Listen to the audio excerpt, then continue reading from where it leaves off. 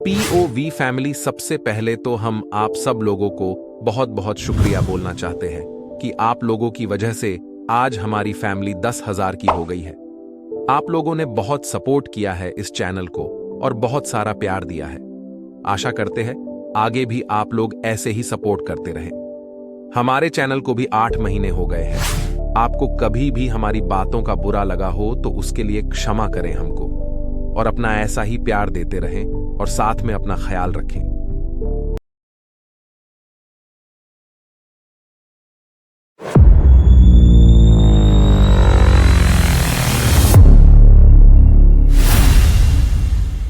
स्वागत है आपका हमारे channel POV horror official channel में। दोस्तों, आज हम आपके लिए लेकर आए हैं एक रहस्यमय गुफा की कहानी।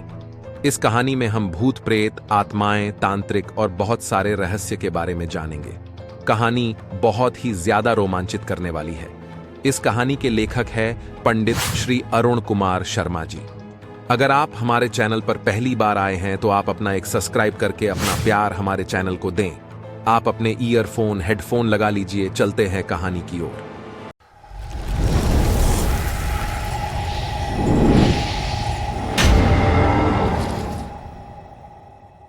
वह काफी पुरानी गुफा थी, लगभग 1000 वर्ष पुरानी। गुफा के सामने एक काफी लंबा चौड़ा पहाड़ी टीला था, जिसके ऊपर एक गोल चबूतरा था। चबूतरे के काले रंग के चिकने पत्थर पर सिंदूर पुता हुआ था और कहीं कहीं खून के कतरे सूख कर जम गए थे। चबूतरे के बगल में काफी पुराना और घना पीपल का एक पेड़ था। पता चला कि वह ब्रह्म बाबा का स्थान है। लोग वहां मनौतियां मानते हैं और पूरी हो जाने पर चबूतरे की पूजा करते हैं और उस पर बकरे की बलि देते हैं। जहां वह गुफा और टीला था, उसके चारों तरफ सतपुड़ा की सुनसान घाटी मीलों तक फैली हुई थी, और उस घाटी के सीने को चीरती हुई एक पहाड़ी नदी गरजती तरजती कुछ दूर पर बह रही थी। नदी की धारा लगभग 4-5 फलांग पूरब की ओर आकर एकाएक उत्तर की ओर मुड़ गई थी, जहां से घने जंगलों का सिलसिला शुरू हो जाता था। वहीं लगभग 40-50 घर का एक गांव था। गांव के निवासी आदिवासी लोग थे। उन्हें मालूम हो चुका था कि सरकार की ओर से टीले की खुदाई और गुफा की जांच होने वाली है। पहले तो गांव के मुखिया हरपाल ने काफी विरोध किया, मगर बाद में बिल्कुल चुप हो गया। इसका कारण उस समय मेरी समझ में नहीं आया था। हरपाल अपने को गुनी और ओझा समझता था। पूरे गांव में उसका दबदबा था। उसके सिर्फ एक लड़की थी, गौरामती। उम्र थी यही करीब 16-17 साल। जिस्म का रंग स्याह होते हुए भी उसमें आकर्षण था। मझोला कद, गोल चेहरा, छोटी छोटी आंखें, चपटी नाक और मोटे होंठों के बावजूद भी गौरा में चढ़ती जवानी का अपना सौंदर्य था, जो बरबस आंखों के सहारे दिल में उतर जाता था। जब मैंने उसे देखा तो बस देखता ही रह गया। हरपाल ने कहा, हुजूर, कोई तकलीफ हो तो गौरा को खिदमत में लगा हूं, खाना अच्छा पकाती है। मैंने स्वीकृति में सिर हिला दिया। मुझे उस इलाके में 2 महीने रहना था। नौकर की जरूरत थी ही उस समय मुझे। गौरा के अलावा ऊपर का काम करने के लिए मैंने एक नौकर और रख लिया, जिसका नाम था जग्गू। बातचीत के सिलसिले में एक दिन हरपाल ने बतलाया कि गुफा में भूत प्रेत तथा चुड़ैल आदि रहती हैं। कभी कदा उनकी वीभत्स और डरावनी आवाजें भी सुनाई पड़ती हैं। उनके डर से गुफा के भीतर कोई जाने का साहस नहीं करता। सुना है कि गुफा के भीतर ब्रह्म बाबा की चौकी भी है और कभी कदा उनकी मजलिस भी लगती है। उस समय वहां बड़ी बड़ी प्रेतात्माएं आकर इकट्ठी होती हैं। अक्टूबर महीने की शुक्ल पक्ष की रात थी। 14 का चांद आकाश में मुस्करा रहा था। रूपहली चांदनी चारों ओर बिखरी थी। वातावरण बिल्कुल निस्तब्ध था। चारों ओर साई साई हो रहा था। मैं अपने कैंप में लेटा हुआ एक अंग्रेजी उपन्यास पढ़ रहा था।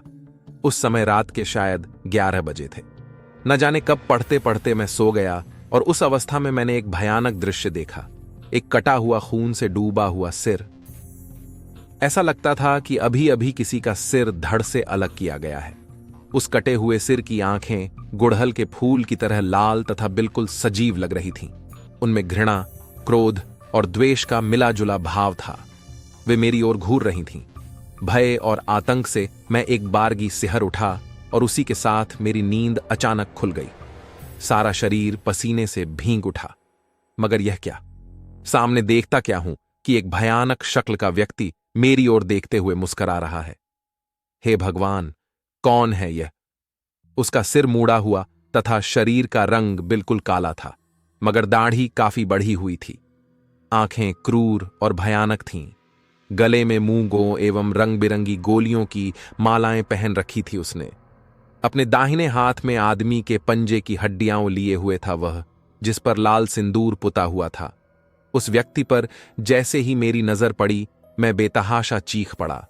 मेरी चीख सुनकर गहरी नींद में सो रहे मेरे सहयोगी वर्मा जी और रामनाथन जाग गए और अपने अपने कैंप से दौड़कर मेरे पास आ गए।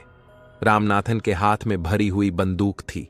कैंप में घुसते ही उनकी नजर उस व्यक्ति पर पड़ी और उन्होंने तुरंत अपनी बंदूक उसके सीने से लगा दी। भागने की कोशिश मत करना वरना, रामनाथन गरजे। उस व्यक्ति की आंखें दहक उठीं और होंठ भींच गए। बोल साले, कौन हो तुम?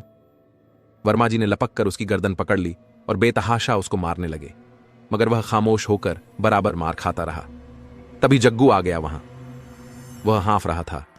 शायद काफी दूर से वह दौड़ा दौड़ा आया था। हाँफते हुए कहने लगा, सरकार, छोड़ दें इसे वरना अनर्थ हो जाएगा। जानते हैं किसको मार रहे हैं आप? क्या बात है? कौन है यह आदमी? सरकार, चोखूराम है। चोखूराम बहुत बड़ा तांत्रिक है। ये डाकिनी जगा चुका है मशान पर। बड़ी शक्ति है इसमें, जो चाहे वह कर सकता है ये। रामनाथन की बंदूक झुक गई। वर्मा जी के हाथ भी तुरंत रुक गए। चोखूराम ने हाथ में लिए हुए इंसानी पंजे की कंकाल की ओर देखा, फिर मुस्कराया। ऐसा लगा कि उसको अपनी शक्ति का घमंड हो। मगर चोखूराम इतनी रात को मेरे कैंप में क्यों आया था? मैंने जग्गू से प्रश्न किया। आप उसी से पूछिए सरकार। अच्छा, तुम बाहर जाओ, जब बुलाऊं तभी आना भीतर। जब जग्गू बाहर चला गया तो मैंने चोखूराम के करीब जाकर पूछा, सही सही बतलाओ, असली बात क्या है? यहां क्यों और किस लिए आए थे तुम? चोखूराम एक बार इंसानी पंजे की हड्डी को घुमाया और फिर आहिस्ते से कहा, मुझे गांव के लोगों ने आप लोगों के ऊपर डाकिनी विद्या का प्रयोग करने के लिए भेजा था, ताकि आप लोग डरकर यहां से भाग जाएं और खुदाई का कार्य शुरू न करें। क्या तुमको विश्वास है कि हम लोग डर जाएंगे और काम शुरू नहीं करेंगे? हां, मुझे पूरा भरोसा है अपनी तांत्रिक विद्या पर। मगर इन सबको कोरा बकवास समझता हूं चोखूराम। आपने थोड़ी देर पहले कितना भयानक सपना देखा था, अभी भी याद होगा आपको। क्या फिर भी विश्वास नहीं है आपको? इतना कहकर चोखूराम व्यंग्य से मुस्कराया। तुम्हारा कहने का मतलब क्या है? वह सपना मेरी ही विद्या का चमत्कार था। मैंने सोचा, निश्चय ही चोखूराम हम सबको अपने मनोवैज्ञानिक ढंग से अपने जाल में फंसाना चाहता है, मगर सपने की बात यह कैसे जान गया? मेरा इरादा चोखूराम को छोड़ देने का था, मगर रामनाथन उसे पुलिस में देना चाहते थे। सवेरा हुआ, पुलिस आई। चोखूराम को पुलिस के हवाले कर दिया गया। थोड़ी देर बाद हरपाल आ गया। आते ही कहने लगा, हुजूर, गजब कर दिया आपने। चोखूराम को छुड़ा लीजिए, नहीं तो आप लोगों पर बड़ी भारी विपत्ति आ जाएगी। घोर संकट में फंस जाएंगे आप सब। थोड़ा रुककर हरपाल आगे बोला, ब्रह्मवीर को जगाने के लिए गांव वालों की ओर से चोखूराम ने 11 बाजिन औरतों की अपने हाथों से उसी चबूतरे पर बलि दी है और बलि देकर उसी टीले पर उनकी लाशों को दफना भी दिया है। वे औरतें चुड़ैल के शक्लों में अमावस्या की रात को निकलती हैं और सबेरा होने तक नाचती कूदती और गाती हैं। उसी दिन शाम को पता चला कि चोखूराम पुलिस की निगरानी से भाग गया। पुलिस उसको खोज रही है। दूसरे दिन एक आश्चर्यजनक घटना घट गई, जिस पर सहसा किसी को विश्वास नहीं होगा। वर्मा जी और रामनाथन की बोली अचानक बंद हो गई। दोपहर होने तक दोनों में पागलपन के लक्षण प्रकट होने लगे। मैं परेशान हो उठा। यह सब कैसे हो गया? दो अधिकारियों की यह दशा। कहीं चोखूराम तो कुछ नहीं कर रहा है। सहसा विश्वास नहीं हो रहा था उसकी तांत्रिक विद्या पर। उसी दिन दोनों व्यक्तियों को इलाज के लिए शहर भेजने की व्यवस्था की गई। मैं अकेला उस निर्जन प्रांत में रह गया। सोचा, कहीं मेरी भी हालत ऐसी ही ना हो जाए।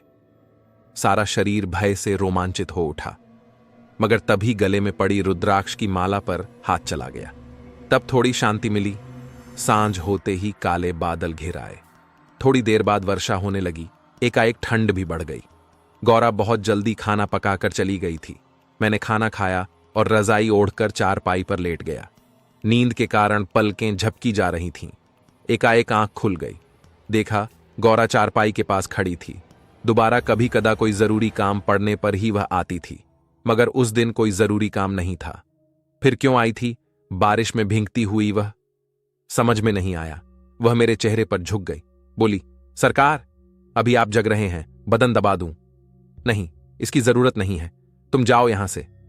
गौरा जरा सा भी विचलित नहीं हुई, बोली, अच्छा, कल सवेरे आकर जल्दी ही चाय बना दूंगी। वह वापस न जा सकी। एकाएक वर्षा की गति तीव्र हो उठी और साथ ही हवा भी तेज हो गई। अचानक गीली बरसाती हवा का एक तेज झोंका आया और बर्फ जैसी शीतल हवा कैंप के भीतर फैल गई। लालटेन के पीले प्रकाश में मैंने देखा, गौरा ठंड से कांप रही है। उसका चेहरा भी स्याह पड़ गया था। मैंने उसे एक कंबल दिया और एक तरफ सो जाने को कहा। गौरा चूल्हे के पास कंबल ओढ़कर सो गई। उसके बाद मैं भी सो गया। मगर जब सवेरा होने पर नींद खुली तो मैं चौंक पड़ा। गौरा मेरी बगल में सो रही थी। जागने पर उसने कहा कि ठंड के कारण नींद नहीं आ रही थी, इसलिए मेरे बिस्तर पर चली आई। मैंने गौरा को काफी डांटा फटकारा, मगर वह बराबर मुस्कुराती हंसती रही। गौरा पर काफी गुस्सा आ रहा था मुझे, मगर उसकी चुंबक जैसी आकर्षण शक्ति पर तबीयत झुंझलाई। बेशर्म, बेहया कहीं की, बदमाश। एक सप्ताह के अंदर ही मेरी सहायता के लिए वर्मा जी और रामनाथन की जगह 2 दूसरे अधिकारी दिल्ली से आ गए। मैं बहुत ही जल्दी टीले की खुदाई शुरू करा देना चाहता था। 2 दिन बाद बंसल साहब की देखरेख में खुदाई शुरू हो गई। बंसल साहब रामनाथन की जगह पर आए थे। बड़े ही मिलनसार और खुशमिजाज व्यक्ति थे। उनकी पत्नी भी साथ आई थी। 2-3 साल पहले ही बंसल साहब की शादी हुई थी। पत्नी का नाम था मनोरमा। काफी सुंदर, आकर्षक और सभ्य युवती थी। खुदाई शुरू हो जाने पर गुफा का रहस्य जानने के लिए मेरा मन व्याकुल हो उठा। भीतर जाने के लिए मेरे साथ दूसरे अधिकारी चोपड़ा साहब तैयार थे। दूसरे ही दिन चोपड़ा साहब को साथ लेकर मैंने गुफा के भीतर प्रवेश किया। जैसे जैसे हम लोग आगे बढ़ते गए, अंधकार भी गाढ़ा होता गया। टार्च की रोशनी में किसी तरह आगे बढ़ रहे थे। गुफा के भीतर हम कहां तक गए, इसका अंदाजा न मुझे लग पाया और न चोपड़ा को। घड़ी देखने पर इतना ही मालूम हो सका कि करीब 1 घंटा हो गया चलते चलते। थोड़ी दूर आगे बढ़ने पर मुझे गुफा काफी चौड़ी मिली। आगे चौड़ाई बढ़ती गई। अचानक कुछ फासले पर प्रकाश दिखलाई पड़ा। शर्मा, ये प्रकाश कैसा है? चोपड़ा साहब बोले, यही तो मैं भी जानने की कोशिश कर रहा हूं। जहां पर प्रकाश हो रहा था वहां गुफा हद से ज्यादा चौड़ी थी। जमीन पर तराशे हुए पत्थर बिछे थे। दाहिनी ओर 2-3 छोटी छोटी कोठरियां थीं और सामने की ओर लगभग 6 फीट लंबा चौड़ा गोल दरवाजा था। शायद आगे जाने के लिए वह रास्ता था। मैं और चोपड़ा साहब दोनों ने चारों तरफ नजरें घुमा घुमा कर देखा, मगर प्रकाश कहां से आ रहा है इसका पता न चल सका। न जाने क्या सोचकर मैं सामने वाले दरवाजे में घुस गया। मेरे साथ ही चोपड़ा साहब भी घुसे। लगभग 10-15 कदम चलने पर फिर एक लंबी चौड़ी जमीन मिली और वहां भी खूब प्रकाश हो रहा था। दीवारों पर भी लंबे लंबे पत्थर लगे थे। प्रकाश का स्रोत अब भी हम लोगों के लिए रहस्यमय ही बना रहा। मेरा अनुमान था कि गुफा वहीं खत्म हो गई है, मगर यह मेरा भ्रम मात्र था। उस लंबे चौड़े आंगन के ठीक सामने एक दरवाजा था जो कम से कम 6 फुट ऊंचा रहा होगा। चोपड़ा को आंगन में ही खड़े रहने का आदेश देकर मैं दरवाजे के भीतर घुसा। वह बहुत बड़ा कमरा था। वातावरण में एक अजीब सी मुगंध फैल रही थी, जिससे मेरा मस्तिष्क भारी होने लगा। कुछ ही क्षणों के बाद कमरे में हल्के गुलाबी रंग की फीकी रोशनी उभरने लगी और उस हल्की गुलाबी रोशनी के सैलाब में मैंने अपने सामने जो कुछ देखा उससे मेरा रोम रोम सिहर उठा। कमरे के ठीक बीचों बीच करीब 2 फीट व्यास का स्फटिक पत्थर का एक गोल चबूतरा था, जिसके द्वारा किसी तांत्रिक देवी की अति प्राचीन और दुर्लभ स्फटिक की मूर्ति स्थापित थी। इसकी ऊंचाई करीब 2 फुट और चौड़ाई 10 इंच से अधिक नहीं थी। टार्च की तीव्र रोशनी में काफी देर तक मूर्ति की ओर निहारता रहा। सबसे नीचे अष्टकमल दल था, जिसके ऊपर शंकर जी समाधि मुद्रा में लेटे हुए थे। उनकी नाभि से कमल नाल निकला हुआ था और उसके अर्ध विकसित कमल के ऊपर पद्मासन में कोई देवी बैठी हुई थी, जिसकी 4 भुजाएं थीं। देवी की गोद में कोई दूसरी देवी बैठी हुई थी, जिनकी आंखों को पहली वाली देवी ने अपने दोनों हाथों से बंद कर रखा था। उनके शेष 2 हाथों में शंख और ध्वज था। जो देवी की गोद में बैठी थी, उसकी 8 भुजाएं थीं। ऊपर वाली दाहिनी और बाईं भुजा वृद्ध और अभय मुद्रा में थी।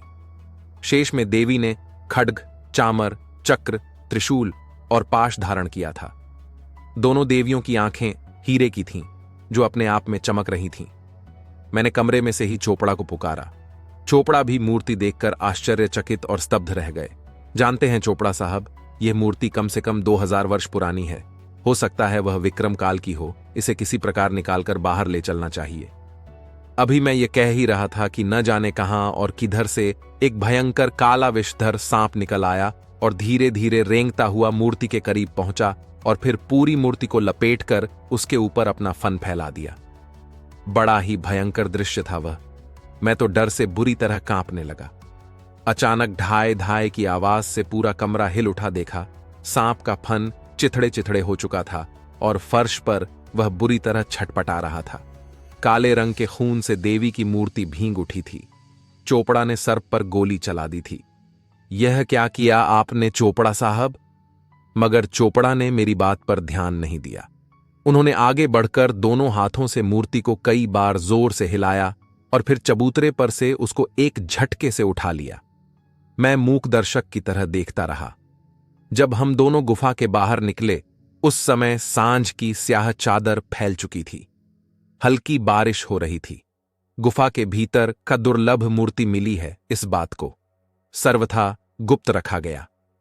मुझे मूर्ति पाने की जितनी खुशी थी श्री, उतना ही गम था सर्प के मरने की। चोपड़ा ने बतलाया कि यदि सर्प को न मारा जाता तो मूर्ति कैसे हासिल होती। मैं सोचने लगा, हो सकता है उस सर्प के रूप में कोई योगी रहा हो या साधक। कहीं कोई भारी गलती हुई है, कोई भारी अपराध हुआ है, ऐसा बार बार मुझे लग रहा था उस समय। मेरा अनुमान सही निकला। तीसरे ही दिन से अविश्वसनीय मरण यज्ञ शुरू हो गया। वर्मा जी और रामनाथन की मृत्यु अचानक अस्पताल में हो गई। उसी दिन रात में चोपड़ा साहब ने स्वयं फांसी लगाकर आत्महत्या कर ली और 1 सप्ताह के भीतर ही जीप दुर्घटना में बंसल साहब भी चल बसे। आप ही सोचिए, एक के बाद एक 4 ऑफिसरों की मृत्यु। मेरी मानसिक स्थिति कैसी रही होगी? उस समय भय और आतंक से मैं अर्धविक्षिप्त हो उठा था। पागलों जैसी स्थिति मेरी भी हो गई थी। वातावरण में कोई अज्ञात तांत्रिक शक्ति क्रियाशील थी। यह समझते देर न लगी मुझे। क्या करूं और क्या न करूं, कुछ समझ में नहीं आ रहा था। घबराहट और बेचैनी से बचने के लिए उस रात ब्लैक नाइट की पूरी बोतल पी गया। बाहर बर्फीली हवा हाहाकार करती हुई दरख्तों पर अपना सिर धुन रही थी। काले बादलों से उठकर आकाश काला पड़ गया था। चारों ओर साए साए हो रहा था। नशे में डूबा हुआ चारपाई पर मैं बेसुध पड़ा था। अचानक सीने और गले के करीब किसी के कोमल स्पर्श का अनुभव हुआ। अंधेरे में मेरे शरीर पर कोई अपनी कोमल उंगलियां फेर रहा था। उस स्थिति में और उस वातावरण में वह स्पर्श काफी सुखद लगा मुझे। कौन है? धीरे से मैंने पुकारा। मैं हूं सरकार, गौरा। नशे से बोझिल आंखें खोलकर देखा, गौरा मुझ पर झुकी हुई थी। उसके चेहरे पर इस समय अजीब सा भाव था। क्या बात है गौरा, आज रात फिर तुम? हां सरकार, मैं जानबूझकर आज रात रुक गई यहां। फिर थोड़ा रुककर आगे बह हकलाते हुए कहने लगी, आप मुझे बदमाश और आवारा लड़की समझते हैं, पर सरकार मैं ऐसी नहीं हूं। पहली बार जब मैंने आपको देखा तभी से आपको चाहने लगी हूं। मेरे दिल की यह बात न जाने कैसे चोखू को मालूम हो गई है। वह अब मुझसे शादी करने के लिए मेरे बाबा पर दबाव डाल रहा है। इतना ही नहीं सरकार, वह आपको रास्ते से हटाने के लिए गांव के सूखे कुएं में बैठकर रात को जादू मंतर भी करता है। कल ही रात को उसने आपके नाम से 5 मुर्गों की एक साथ बलि दी है सरकार। मैं आपसे प्रेम करती हूं। मैं नहीं चाहती कि आपकी जान खतरे में पड़े। आप यहां से चले जाएं और मुझको भी अपने साथ ले चलें। मैं हर वक्त आपके साथ चलने को तैयार हूं। अगर आप मुझे नहीं ले गए तो वह मुझे जबरदस्ती अपनी बीबी बना लेगा और एक दिन मेरी भी ब्रह्म बाबा के थान पर बलि दे देगा। इस तरह वह गांव की कई लड़कियों के साथ कर चुका है सरकार। जाड़े की उस भींगी रात में गौरा का स्पर्श और सानिध्य मुझे बड़ा आश्चर्य लगा। अपने आप को थोड़ा हल्का महसूस किया। उसी स्थिति में मुझे बहुत सारी और रहस्य की बातें मालूम हुई। गौरा ने ही बतलाया, सब कुछ भयंकर तांत्रिक प्रयोग कर चोखूराम ने ही चारों अफसरों को मौत की गोद में पहुंचाया था। गुरु की दी हुई रुद्राक्ष की माला के कारण उसका तंत्र मंत्र मुझ पर नहीं लग पा रहा था, वरना कभी का मैं भी खत्म हो गया होता। चोखूराम की सारी तांत्रिक शक्ति उसी पंजे के कंकाल में थी। गौरा ने बताया कि यदि किसी तरह वह खूनी पंजा हासिल हो जाए तो उसकी सारी शक्ति खत्म हो जाएगी। जब मैंने गौरा से पूछा कि यह पंजा मिलेगा कैसे, तो उसने बतलाया कि वह उसे प्राप्त कर सकती है। इसके लिए उसके शरीर को अपवित्र करना होगा। यानी मैं गौरा के आशय को समझ गया। यदि मुझे वह खूनी पंजा मिल जाए तो क्या चोखूराम की सारी तांत्रिक शक्ति मेरे पास चली आएगी? मैंने प्रश्न किया। हां सरकार, गौरा हुलसकर बोली, गुफा की सारी प्रेतात्माएं आपके कब्जे में हो जाएंगी। फिर तो आप जो चाहें सो कर सकते हैं। जैसा कि मैं बतला चुका हूं, उस समय तंत्र मंत्र और भूत प्रेत पर मेरा विश्वास नहीं था, मगर गौरा के शब्दों में न जाने कौन सा ऐसा जादू था कि तांत्रिक शक्ति प्राप्त करने की लालसा एकाएक जागृत हो उठी मेरे मन में। साँझ की स्याह चादर फैल चुकी थी, हल्की हल्की वर्षा हो रही थी। उस समय ब्लैक नाइट की बोतल खोली और एक के बाद एक कई पैग पी गया। गौरा ने भी पी। कब किस क्षण हम दोनों होश खो बैठे और कब किस क्षण एक दूसरे के अस्तित्व में समा गए, मालूम नहीं हुआ। गौरा एक ही रात में किशोरी से पूर्ण युवती बन गई, जिसका नतीजा दूसरे ही दिन सामने आ गया। गांव के उस सूखे कुएं में चोखूराम मरा पड़ा था। गौरा की देह अपवित्र होने से चोखूराम की मौत का क्या संबंध था? यह रहस्य आज तक मेरी समझ में ना आया। मगर गौरा ने जब उस खूनी पंजे को लाकर मुझे दिया, उस समय उसके काले और मोटे होठों पर एक विचित्र और रहस्यमयी मुस्कान थी। खूनी पंजे को हाथ में लेते ही मेरा सारा शरीर एक बारगी सनसना गया और रोम रोम से जैसे चिंगारियां छूटने लगी। मुझे ऐसा लगा मानो मेरे चारों तरफ के वातावरण में अनेक काली छायाएं मंडरा रही हैं। डर से मैंने आंखें बंद कर लीं और जब कुछ देर बाद आंखें खोली तो वे सारी छायाएं गायब मिलीं। 4-5 दिन तक तो कोई उल्लेखनीय घटना नहीं घटी, मगर एक रात अचानक मेरी आंख खुल गई। शायद अमावस्या की रात थी वह। चारों ओर स्याह अंधकार फैला हुआ था और एक विचित्र सी घुटन वातावरण में विद्यमान थी। सहसा मेरी नजर सामने टीले की ओर चली गई। उस गहरे अंधकार में भी मैंने साफ देखा कि वहां बहुत सारी छायाएं नृत्य की मुद्रा में उछल कूद रही थीं। किसकी छायाएं थीं वह? क्या बांझ औरतों की प्रेतात्मा तो नहीं थीं? कौतूहल और जिज्ञासावश मेरे कदम अपने आप उस टीले की ओर बढ़ गए और जब मैं टीले के करीब पहुंचा तो मेरे सारे शरीर का खून जैसे हिम हो गया। पैर कांपने लगा, होश हवास गुम होने लगा। मैंने देखा ब्रह्म बाबा के थान के चबूतरे पर एक लंबी काठी का व्यक्ति बैठा हुआ था। शरीर का रंग तांबिया था, सिर्फ एक लंगोटी पहन रखी थी उसने। दाढ़ी मुंह तो नहीं थी, मगर सिर के बाल काफी लंबे थे और पीठ पर बिखेरे हुए थे। उनका रंग भूरा था। आंखें बड़ी बड़ी थीं, मगर पलकें नहीं थीं। जबड़ा नीचे की ओर लटका हुआ था। छाती हद से ज्यादा चौड़ी थी और उस पर जंगली घास की तरह बाल उगे हुए थे। कुल मिलाकर वह व्यक्ति काफी भयानक और डरावना लग रहा था। जब मेरी आंखें उससे मिलीं तो उसने घृणा से दूसरी ओर अपना चेहरा घुमा लिया। उस समय उसके सामने कई औरतें एक साथ बेढंगे तौर पर नृत्य कर रही थीं। उनकी भी शक्ल सूरत डरावनी थी। वे साक्षात राक्षसी भी लग रही थीं। उनके बाल जमीन तक लंबे थे और हवा में लहरा रहे थे। शरीर का रंग काला था। चेहरा किसी का गोल तो किसी का लंबा था। आंखों की जगह बड़े बड़े गड्ढे थे। स्तन हद से ज्यादा लंबे थे, जिस पर हड्डियों की मालाएं झूल रही थीं।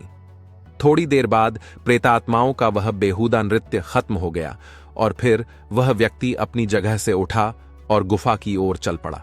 उसके पीछे वे सारी प्रेतात्माएं भी चल पड़ीं। संध्या शून्य सा स्तब्ध खड़ा मैं सब कुछ देखता रहा। अचानक अपने कंधे पर किसी का स्पर्श पाकर चौंक पड़ा। पलट कर देखा, बगल में खड़ी गौरा मुस्कुरा रही थी। तुम यहां कैसे आई? मैंने उससे पूछा, मगर उसने जवाब नहीं दिया। मेरा हाथ कसकर पकड़ लिया और लगभग खींचती हुई गुफा की ओर ले गई। मेरी समझ में नहीं आया कि वह चाहती क्या है। अब मैं उसके साथ गुफा के भीतर चल रहा था। वह बिल्कुल खामोश थी। उसकी आंखें लाल थीं, चेहरे पर मुर्दनी सी छाई थी। थोड़ी देर बाद मैं उसके साथ उस जगह पर जा पहुंचा जहां वह विचित्र मूर्ति मिली थी मुझको और चोपड़ा साहब ने गोली मारकर हत्या की थी सर्प की। मैं यह देखकर हैरान रह गया कि मूर्ति, जिसे मैंने अपने कैंप में एक मजबूत संदूक में बंद कर ताला लगाकर रखा था, वहां अपने आसन पर विराजमान थी। आप ही अनुमान लगाइए मेरी मानसिक दशा कैसी हो गई होगी। कभी कल्पना तक नहीं की थी कि ऐसी अनहोनी घटना घट जाएगी। मूर्ति वहां कैसे पहुंची, यह रहस्य मेरी समझ में नहीं आ रहा था। मैं स्तब्ध खड़ा मूर्ति की ओर अपलक न जाने कब तक देखता रहा। सिर घुमाकर गौरा से मैंने कुछ पूछना चाहा, मगर गौरा वहां नहीं थी। आश्चर्य हुआ, गौरा कहां चली गई, कहां गायब गई वह। पागलों की तरह चारों ओर चक्कर लगाने लगा मैं गुफा में। तभी मेरे कानों में एक कोमल और मधुर संगीत लहरी गूंज उठी। निश्चय ही वह संगीत मेरे इस संसार का नहीं था। उसके स्वर में एक विशेष प्रकार का आकर्षण और सम्मोहन था। कभी उसकी स्वर लहरी तेज हो जाती तो कभी मंद। अभी संगीत का कोमल स्निग्ध स्वर गुफा के रहस्यमय वातावरण में गूंज ही रहा था कि मैंने देखा न जाने कहां और किधर से एक एक कर दर्जनों व्यक्ति वहां आकर इकट्ठे हो गए। वे सभी जंगली और बदसूरत थे। उनके शरीर का रंग बिल्कुल काला था और वे पूरी तरह से नग्न थे। उनके चेहरों पर अजीब सी खामोशी थी। थोड़ी देर बाद जिस व्यक्ति को मैंने ब्रह्म बाबा के थान पर बैठा हुआ देखा था, वह अचानक वहां आकर खड़ा हो गया। अभी मैं कुछ सोच ही रहा था कि सामने गौरा आती हुई दिखलाई दी। गौरा! मैंने चीख कर पुकारा, मगर उसने मेरी ओर इस तरह देखा मानो मुझको पहचानती ही नहीं। मैं वहां से भाग निकलने की सोचने लगा और इसके लिए मैं मुड़ा ही था कि एक लंबा चौड़ा काठी का सन्यासी गुफा के रास्ते पर खड़ा हुआ मिला। उसका रंग ताबिया था। ऊंचा ललाट, सिर पर जटाजूट, मस्तक पर त्रिपुंड और लाल सिंदूर का गोल तिलक, शरीर पर लाल रेशमी वस्त्र, पैरों में खड़ाऊ। निश्चय ही वह कोई कठोर तांत्रिक सन्यासी था। उसके एक हाथ में भयंकर खड्ग था और दूसरे हाथ में थी किसी इंसान के पंजे की समूची हड्डी। सन्यासी का चेहरा भव्य और तेजोमान था। लाल हो रहे नेत्रों में भी प्रखर ज्योति थी। उसने मेरी ओर एक बार घूर कर देखा और फिर उच्च स्वर में पुकारा, माहेश्वरानंद! आवाज सुनकर ब्रह्म बाबा के थान वाला व्यक्ति जल्दी से चलकर सन्यासी के करीब पहुंचा और फिर भूमि पर लेटकर साष्टांग प्रणाम किया उसने। सब ठीक है ना? सन्यासी बोला। हां गुरुदेव, आपकी आज्ञा का पूर्ण रूप से पालन किया गया है, माहेश्वरानंद ने विनम्र स्वर में जवाब दिया। शीघ्र आगे का कार्य शुरू होना चाहिए। जो आज्ञा गुरुदेव। मैंने देखा दूसरे ही क्षण उस विलक्षण देवी की विलक्षण मूर्ति के सामने बहुत सारी तांत्रिक पूजा की सारी वस्तुएं इकट्ठी हो गई। सन्यासी ने स्वयं देवी की पूजा की और अंत में अपने साथ लाए खड्ग और इंसानी पंजे को सिंदूर लगाकर पूजा की। उसके बाद उसने माहेश्वरानंद को हाथ हिला हिलाकर गुप्त संकेत किया, जिसे मैं न समझ पाया। मगर उसके बाद मेरे सामने जो लोमहर्षक और रोमांचकारी दृश्य उपस्थित हुआ, उसे आज भी याद कर कांप उठता हूं मैंने देखा उस भयंकर सन्यासी तांत्रिक ने एक के बाद एक उन सभी व्यक्तियों की बलि देवी के सामने दे दी जो वहां आए थे। बेचारे निरीह पशु की तरह अपना सिर झुकाते और फिर भयंकर खड्ग हवा में लहराता और उसके बाद उनका सिर धड़ से अलग होकर देवी के निकट जा गिरता। थोड़ी ही देर में सारी धरती नर रक्त से डूब गई। सन्यासी ने सभी नर मुंडों को इकट्ठा किया, फिर उनकी विशेष प्रकार की तांत्रिक पूजा की। काफी देर तक वह देवी के सामने ध्यान मुद्रा में बैठा रहा। माहेश्वरानंद! एकाएक सन्यासी का स्वर गुफा में गूंज उठा। जी गुरुदेव! यह लो मानव हस्त अस्थि। उस इंसानी पंजे की हड्डी को माहेश्वरानंद को देते हुए सन्यासी ने कहा, इसके माध्यम से इन सारे नर पशुओं की आत्माएं अब तुम्हारे अधिकार में रहेंगी। इनकी सहायता से तुम असंभव से भी असंभव कार्य कर सकने में समर्थ होगे। थोड़ा रुककर उस क्रूर सन्यासी ने आगे कहा, मैंने सामूहिक नरबलि द्वारा तुमको असीम तामसिक शक्ति प्रदान की है, इसका दुरुपयोग मत करना। मैंने देखा। यह सुनकर माहेश्वरानंद के चेहरे पर अजीब सी चमक आ गई। उसने विनम्रता से सन्यासी को प्रणाम कर उस इंसानी पंजे को अपने हाथों में ले लिया। मैं अवाक पाषाणवत देखता रहा सारी पैशाचिक लीला। शायद आगे कुछ और देखता, मगर तभी किसी के स्पर्श से चौंक पड़ा। सिर घुमाकर देखा, गौरा खड़ी थी मेरे बगल में। मगर क्या वह गौरा थी?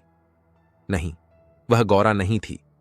गौरा की शक्ल में कोई दूसरी ही युवती थी। वह अत्यधिक सुंदर और आकर्षक थी। वह उसने कीमती जेवर और कपड़े पहन रखे थे। वेशभूषा से कोई राजकुमारी लग रही थी।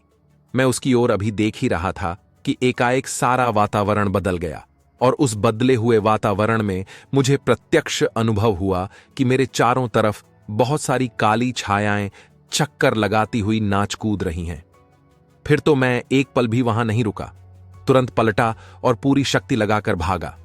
जब गुफा के बाहर आया और अपने कैंप में पहुंचा तो देखा मुखिया मेरा इंतजार कर रहा था। उसकी आंखें सूजी हुई थीं और चेहरा उतरा हुआ था। उसने रूंधे हुए कंठ से जो आश्चर्यजनक समाचार सुनाया, उससे हतप्रभ हो गया। भय और आतंक से दिल की धड़कन तेज हो गई। किसी तरह अपने को संभाल कर बोला, क्या तुम सच कह रहे हो?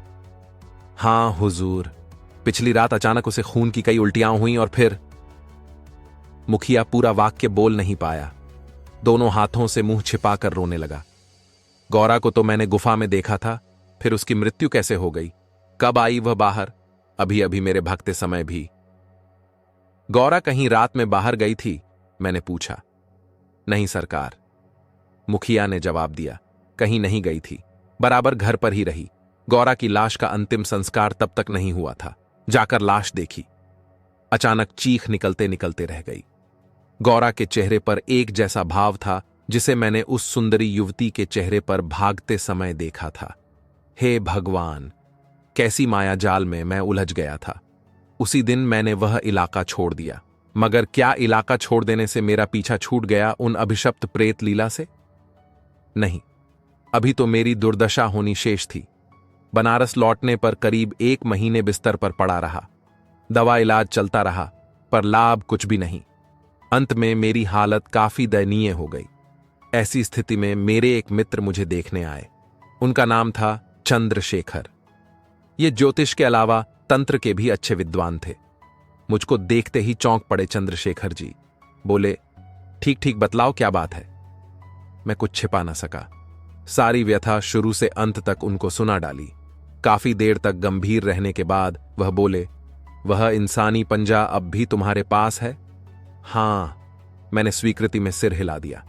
उन्होंने मुझसे उसी समय पंजा लेकर गंगा में प्रवाहित कर दिया, जिसका परिणाम तुरंत सामने आया। उसी क्षण से मेरे स्वास्थ्य में परिवर्तन होने लगा। मगर उसी के साथ मेरे जीवन में एक के बाद एक विचित्र घटनाएं घटने लगीं। कभी मेरे कमरे में तरह तरह के इत्रों के सुगंध मिलते, कभी बेमौसमी सुगंधित फूलों का ढेर मिलता, तो कभी फलों और मिठाइयों से भरी टोकरी मिलती। कभी कभी तो मैं मन में जिन वस्तुओं के बारे में सोचता वे भी मिल जाती। मैं काफी हैरान था। मेरी अनुपस्थिति में वे सारी चीजें कौन रख जाता है? मैं उस समय अकेला ही रहता था। जब बाहर निकलता तो अपने कमरे में ताला लगाकर बंद कर जाता था। ऐसी स्थिति में कमरे में किसी बाहरी आदमी के आने की संभावना बिल्कुल नहीं थी। मैं परेशान हो उठा। किसी से कुछ कहते भी नहीं बनता था। यदि कहता तो भी भला विश्वास कौन करता मेरी बातों पर। एक रात मैंने एक ऐसा विचित्र सपना देखा जिसने अतीत के गहरे कब्र में न जाने कब की दफन इस कथा से संबंधित एक रहस्यमयी घटना को अनावृत कर दिया। उस दिन मैं कहीं बाहर नहीं निकला। सांझ हुई। कमरे की बत्ती बिना जलाए मैं अपने बिस्तर पर चुपचाप जाकर बैठ गया। मैं यह देखना चाहता था कि कमरे में कौन वे तमाम चीजें रख जाता है। धीरे धीरे रात का पहला पहर गुजर गया। सहसा कमरे में वातावरण भारी होने लगा।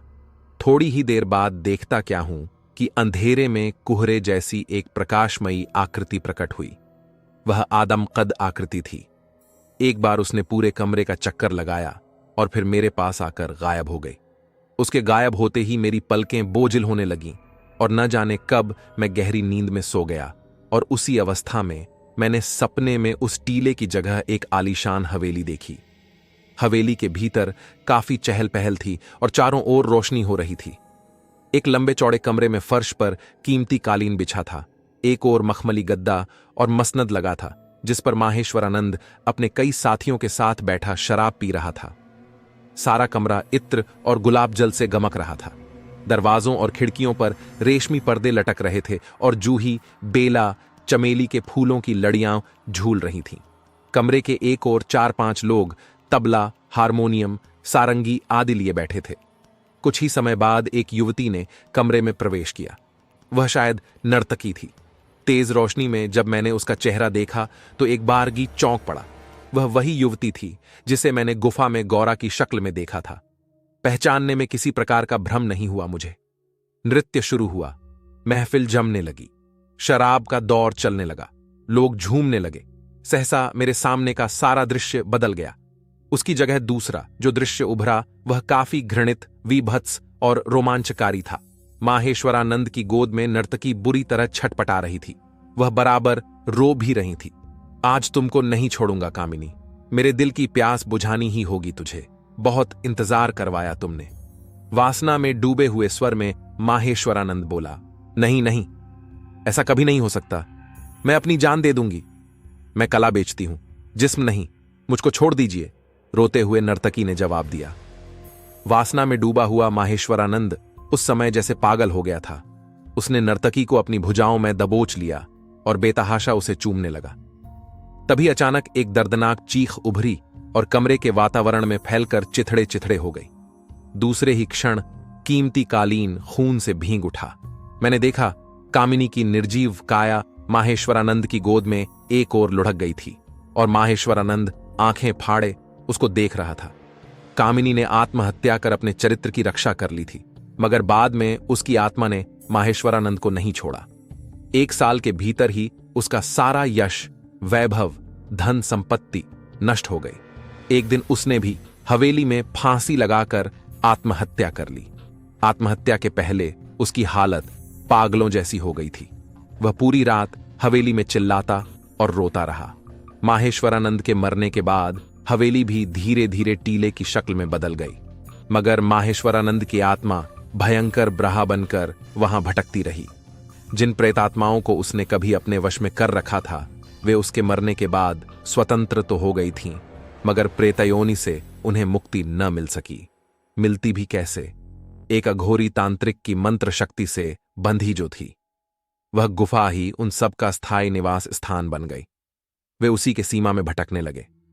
प्रेतात्माओं की यह रहस्यमयी गुफा दीर्घकाल से अघोरी और कापालिक तांत्रिकों की गुप्त साधना स्थली थी।